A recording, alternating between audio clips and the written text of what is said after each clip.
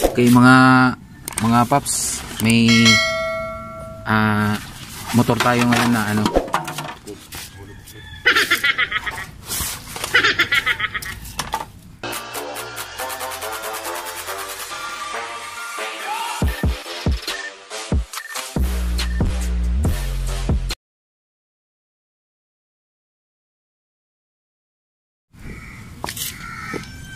May motor tayo na chine-check ngayon. Tapos si Paps pala galing pa ng ano, Makabebe, Pampanga ulit. So yan si Paps, yung may-ari. Shout out yan. Tapos yung motor niya kasi ano to, pina-refresh niya. Tapos umingay yung makina. Tapos pinalitan ng bore. Yan, aftermarket na to. Tapos nung pagkatapos i-refresh nung makina niya, umingay. So kanina sobrang ingay, hindi ko na rin na-videohan kasi nakalimutan. Tapos nung binuksan ko, sabi ko i-check natin. Okay naman yung pagkaka-timing, pero yung intake valve dito tukod. As in zero talaga, wala talagang clearance. So baka yun, isa yun sa dahilan na malamya yung takbo ng motor. Kasi sabi ni Paps, malamya yung takbo ng motor. Tapos maingay. Tapos yung dito naman sa exhaust, yung shim niya, ang clearance umabot na ng 0.50 mm. So parang 0.5 mm, napakalaki na.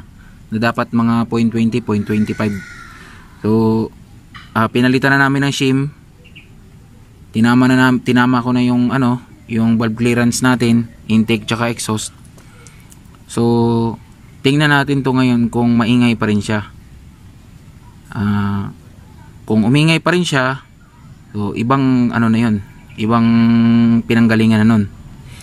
Tapos yung ano pala, yung pagkamalamya ang manakbo, yun, isa yung tukod yung valve clearance. Bumili na rin kami ng manual tensioner,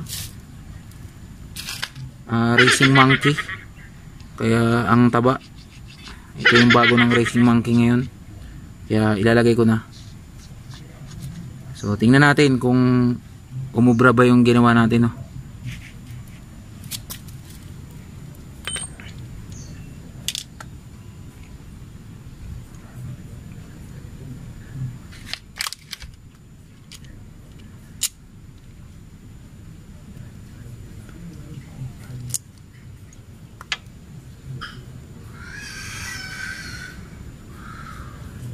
Yung ano din ito, Paps, yung pagtanggal ng gasket, dapat hindi inubos yung sa taas, dapat nagtira ng isa.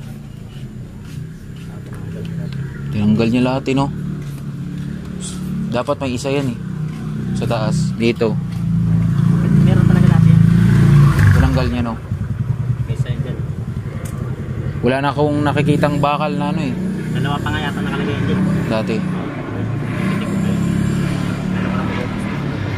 Diba may dito yung nakasinabakan? May lawit. May lawit.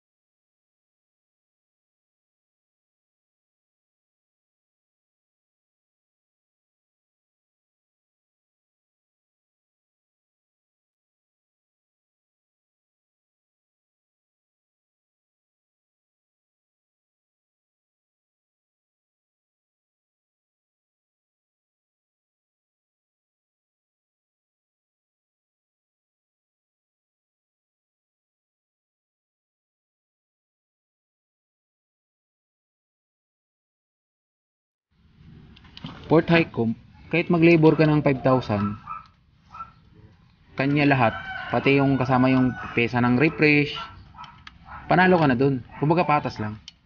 Pero yung di sa Ismail, putang inang yan. Ano bumili ka ng bagong makina? Bumili ka ng buong ano eh. O kaya nagpakarga ka, yun, reasonable, maano pa eh. May rason di ba? Pag-try ko na. Port Highcomb. Tapos siya para bumili ng carb, 5,000. 20,000 ata ginastos ng hype na yun. Kaya, asar na asar eh. Oh.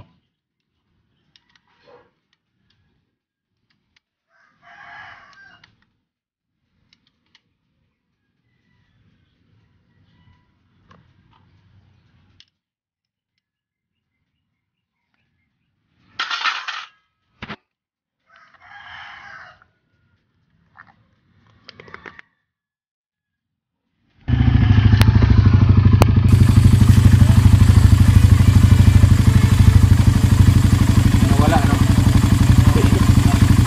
Talaga, Painitin natin. makakabit ko yun. Tapos pag-start niya, mamatay na. Yan, wala na yun. Pag-hawak. Alam mo kung bakit umamatay?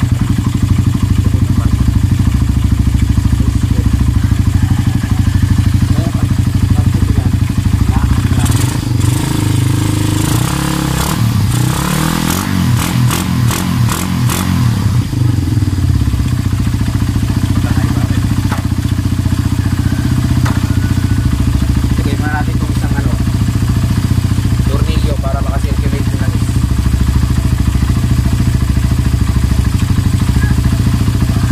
Una, sabihin kayo, ano yun, 20 na kami natutulog ng makina sa lahat.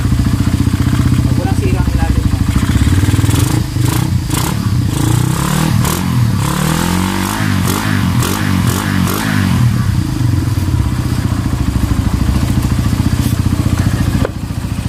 so yan na mga paps, yung tunog ng makina ni Paps. Okay na, wala nang ingay. Tutono ko na lang tong carb. Tapos pero puputulin ko na rin yung video natin dito. So sa mga hindi pa nag-subscribe dyan, hit nyo na yung subscribe button, tsaka pindutin nyo na rin yung notification bell para updated kayo sa mga bago nating videos. So yun, shoutout sa lahat. Peace. Ay Paps, shoutout Paps. Ito nang gumawa nito. Shoutout daw sa unang gumawa. Yan na.